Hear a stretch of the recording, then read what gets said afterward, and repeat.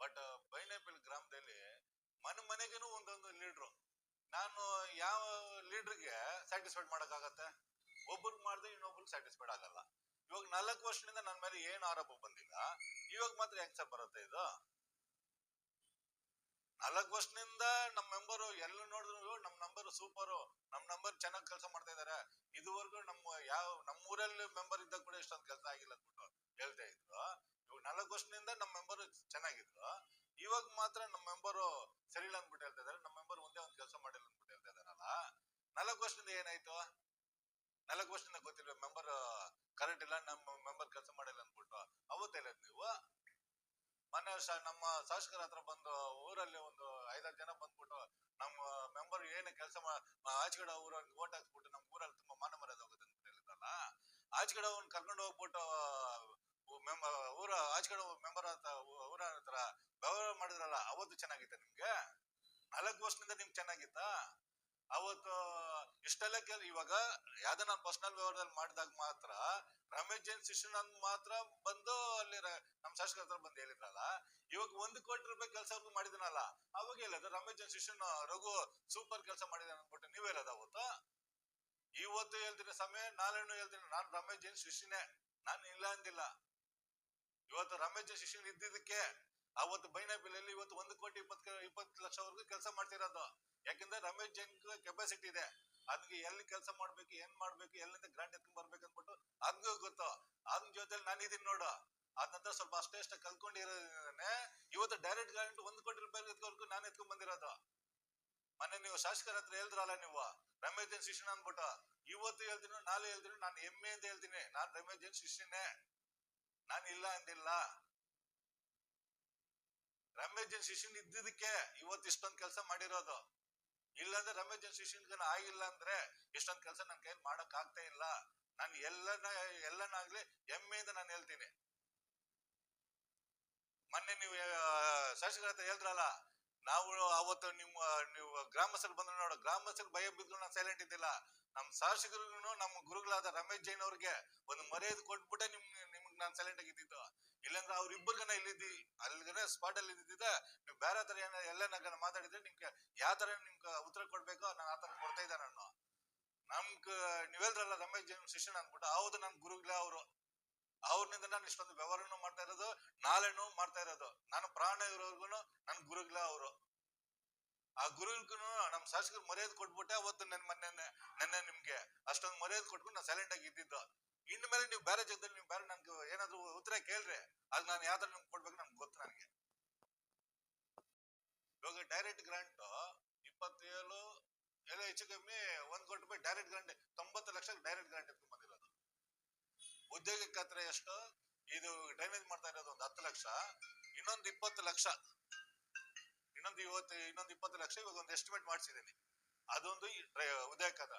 Total 37 lakh ರೂಪಾಯಿದ ಉದ್ಯೋಗ ಖಾತ್ರ. 37 ಲಕ್ಷ ರೂಪಾಯಿ ಬಂದು ಇನ್ನು 20 ಲಕ್ಷ ರೂಪಾಯಿ ಪೆಂಡಿಂಗ್ ಇದೆ. ಇವಾಗ 10 ಲಕ್ಷ ಡ್ರೈನೇಜ್ ಪ್ರೋಸೆಸ್ ಅಲ್ಲಿ ಇದೆ. ಸರ್ ನನ್ನ ಪರ್ಸನಲ್ ವ್ಯವಹಾರದಲ್ಲಿ ನಾನು ಯಾವ್ದೋ ಒಂದು ವ್ಯವಹಾರ ಮಾಡಕ್ ಹೋಗಿದ್ದೀನಿ. ನಾನು ಒಂದು ಬಿಸ್ನೆಸ್ ಅನ್ನು 10 ರೂಪಾಯಿ ಹಾಕ್ಬಿಟ್ಟು ವ್ಯವಹಾರ ಮಾಡಕ್ ಹೋಗ್ತೀನಿ. ಲೀಗಲ್ ಆಗಿತ್ತು ವ್ಯವಹಾರ ಮಾಡಿದ್ದೀನಿ. ಅದೇನದು ಇಲ್ಲೀಗಲ್ ಅಂದ್ಬಿಟ್ಟು ಏನೋ ಬ್ಲೇಮ್ ಮಾಡ್ತಾ ಇದಾರೆ. ಇಲ್ಲೀಗಲ್ ಆದ್ರೆ ನಾನು ನನ್ನ ಕಾಲು ಕೂಡ ಇಕ್ಕಲ್ಲ, ಕೈ ಇಕ್ಕಲ್ಲ, ಅದ್ಮೇಲೆ ಒಂದು ಕಲ್ಲು ಕೂಡ ಎತ್ಕೊಂಡ್ ಬರಲ್ಲ. ಇಲ್ಲೀಗಲ್ ಏನಾದ್ರು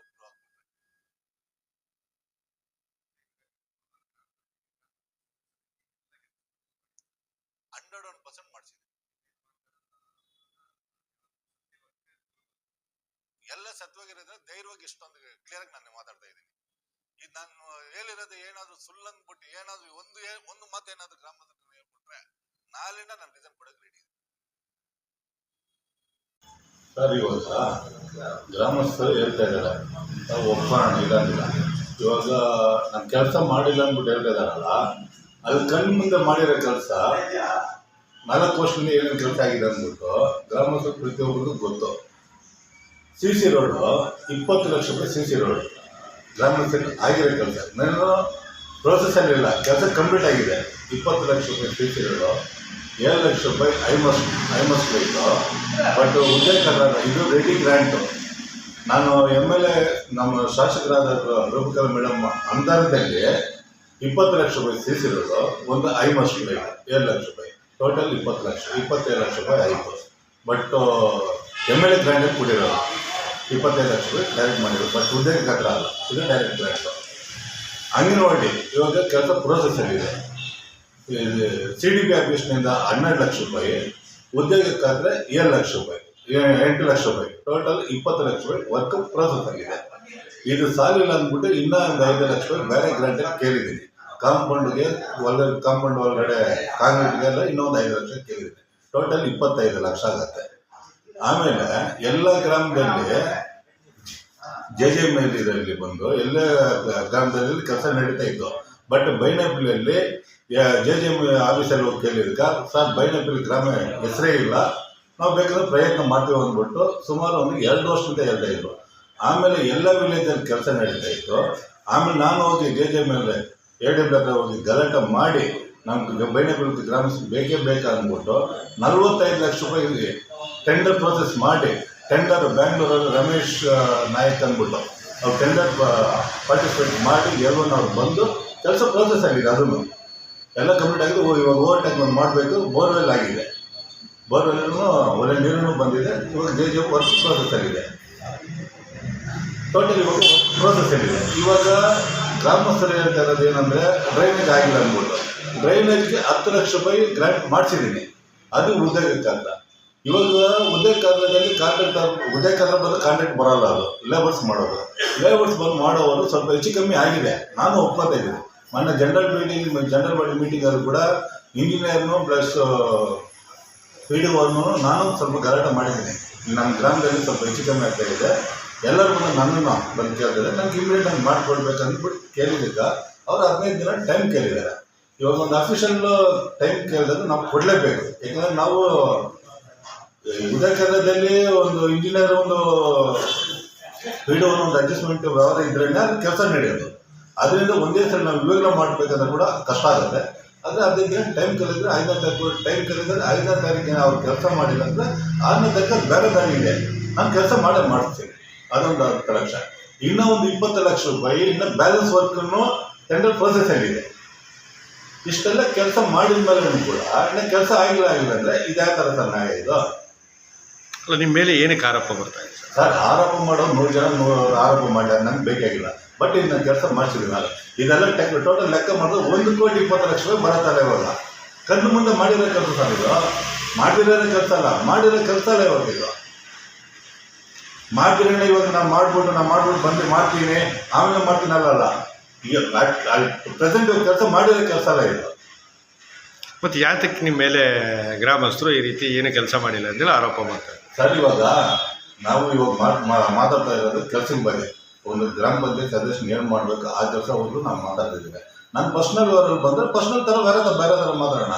ಆ ಪರ್ಸ್ನಲ್ ಬಂದ್ಬಿಟ್ಟು ಗ್ರಾಮದಲ್ಲಿ ಏನು ಕೆಲಸ ಮಾಡಿಲ್ಲ ಅಂದ್ಬಿಟ್ಟು ಇದೇನು ನ್ಯಾಯ ಇದೆ? ಇವಾಗ ನಿಮಗೂ ನಮ್ಗೆ ಏನಾದರೂ ಪರ್ಸ್ನಲ್ ಇದ್ರೆ ಬನ್ನಿ ಬೇರೆ ಥರ ಮಾತಾಡ್ಕೊಳ್ಳೋಣ. ನೀವು ಬೇರೆ ಥರ ಬಂದು ನನ್ನ ಹತ್ರ ಮಾತಾಡೋ, ನಾನು ನಿಮ್ಗೆ ಯಾವ ಥರ ಉತ್ತರ ಕೊಡ್ಬೇಕು ನಾನು ಕೊಡ್ತೀನಿ, ಏನು ತೊಂದರೆನಿಲ್ಲ. ಆಮೇಲೆ ಇನ್ನೊಂದು ಹೇಳ್ತಾರೆ, ಆಚೆಗಳವ್ರನ್ನ ಅವ್ರಿಗೂ ಓಟ್ ಹಾಕ್ಸ್ಬಿಟ್ಟು ಗೆಲ್ಸ್ಬಿಟ್ಟು ನಮಗೆಲ್ಲ ತುಂಬ ಮಾನ ಮರ್ಯಾದೆ ಹೋಗೋದು ಅಂದ್ಬಿಟ್ಟು ಹೇಳ್ತಿದಾರಲ್ಲ.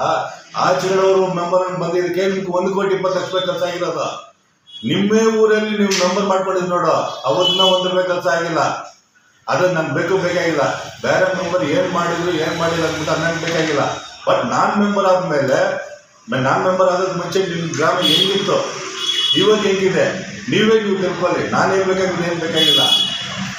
ಒಂದೇ ಒಂದು ಕಾರಣನು ಬೇರೆ ಊರಲ್ಲಿ ಆಗಿದ್ದಕ್ಕೆ ನಿಮ್ಮ ಊರಲ್ಲಿ ಅಷ್ಟೊಂದು ಕೆಲಸ ಆಗಿರೋದು. ನಿಮ್ಮ ಊರಲ್ಲಿ ಜನ ಆಗಿದ್ದಿದ್ರೆ ಇಷ್ಟೊಂದು ಕೆಲಸ ಆಗ್ತಾನೂ ಇಲ್ಲ. ಇನ್ನೊಂದು, ನಾನು ಉದ್ಯೋಗ ಖಾತ್ರಿಯಲ್ಲಿ ಯಾವ ಕೆಲಸ ನಾನು ಮಾಡಿಲ್ಲ.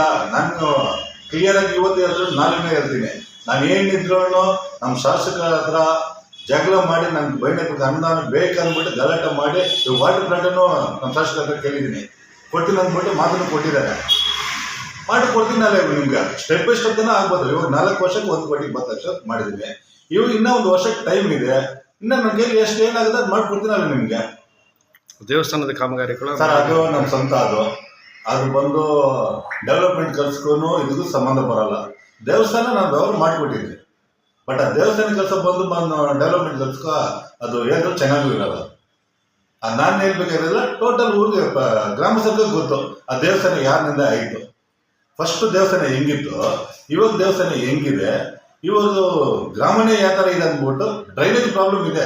ನಾನು ಒಪ್ಕೊಂತೀನಿ, ನಾನು ಫೋಟೋ ಇಟ್ಕೊಂಡು ಮನೆ 3 ಅವರ್ ಗಾರ್ಡನು ಮಾಡಿದ್ದೀನಿ.